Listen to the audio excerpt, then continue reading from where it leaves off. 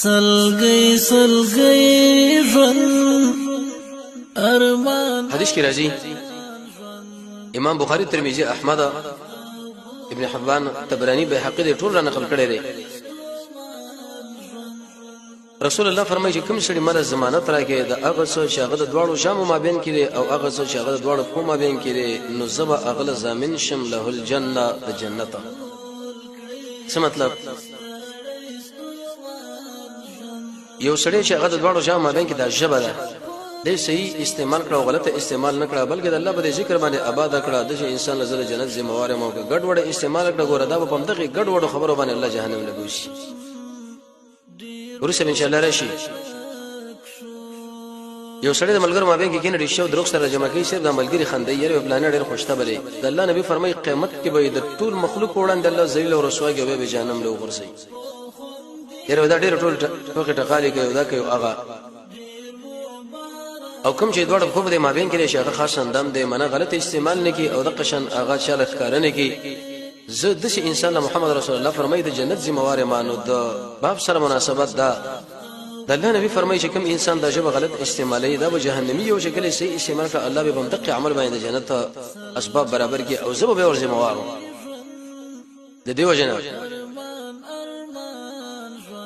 غلط استعمال دا من غیبت پیو کی دروغ پیوي کنزل. حدیث کې راځي رسول الله فرمایي چې کوم سړی کنزل کې د انسان بد الله رسول غنه پریوشي زمونږ د الله رسول غنه چې پریوته نو بیس او محمد رسول الله دم فرمایي عليه الصلاه والسلام چې کله انسان د یو بل سره مخامخ شي او په دې وخت کې د افتتاح د کنزل باندې وکړي لکه ډېر انسانانو کې دا عادت دی خور مور نه وغیرہ د یدي او زنانه د خزه وېد چې انسان ګوره منافق دی منافق چې پیژنې هغه به دې باندې پیژنې چې هغه به کنزل کې او خاص کر د یو بل د شروع به کنزلي او دا مرز اکثر خلکو کې موجود دي. لبل ظالمان به چې خبرو کې ورته پلانې سره چې موږ په حساب کو کنزل شو کې موږ له خوان راکی همدغه کنزل باندې قدم لاړو جهنم منځ بوت او ځان مغره کی. امام زاهبی دا خبره نقل کړې ده وی تقریبا د عالم نشه پوښتنه وکړه چې په انسان کې به څومره مرزونه وي اتزرا لیکن د وزره نه حسو نه نوې مرزونو علاج به یو خبره کړي چې انسان د خپل ژبه غلطه استعمال نکړي. د امام بخاری رحمت الله علیه چې د قران کریم نور سره مسلمانانو په نسبت صحیح کتاب هغه صحیح البخاری دی داغه بارک علماء دا خبره لیکلي دا چې کله بالغ شو تر وفات پورې د چا غیبت دونه کی څومره وشت کمال رحمه الله او څومره وشت انسان څومره کې شاعر الله ورګړو تقریبا نه لکه احادیث ورته الله یاد کړیو درته په حافظه کې پراته و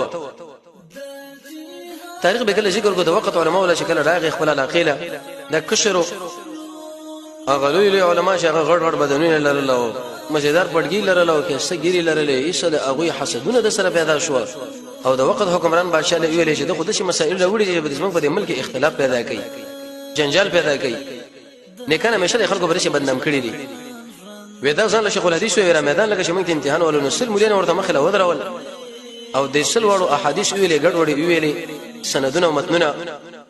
بخاری رحمت الله علیه ویلې ته ځان له محدث وي د ترتیب برابر کاوه دغه سند د دې متن سره لګیږي او دا متن د اقا حدیث سره لګیږي او دا سل وړي ورته بیرته بیان دی ویلې دغه منقبت ودار چې خبر چې غیبت نکوه د حدیث کې رسول الله فرمایي د ژبې ذمہواری چې شامل راکړه چې زور باندې کنزل نکوم دروغ پینې ما شیطانی پینې کوم زور د کوم څه ذمہواری ما جنت. بل حدیث کې راځي امام احمد سے نقل کړی د مجموع زوائد کې مداشته امام دلمی نقل کړي لا یستقیم رسول الله فرمایي د خبر له متوجي و نه برابرېږي ایمان عبد د یو بنده ایمان حتی تر دې پورې چې برابر شي قلبه دا غزړه ولا يستقيم قلبه د سړي زړه نه برابرېږي حتی يستقيم لسانه تر دې پورې چې دا ژبه برابر شي. څه مطلب؟ د انسان ایمان په هغه وخت کې ایمان چې دا غزړه برابرې او دا زړه په هغه وخت کې برابرېږي چې کله د انسان دا ژبه صحیح استعمال شي چې کله د سړي ژبه غلط استعمال ده محمد رسول الله فرمایي چې د سړي په ایمان کې نقصان دی او دغه انسان جهنم لور شي ژبه صحیح استعمالول. یو حدیث کې راځي امام ترمذی ابن ماجه احمد صاحب امام بغوی د ټول نقل کړی دی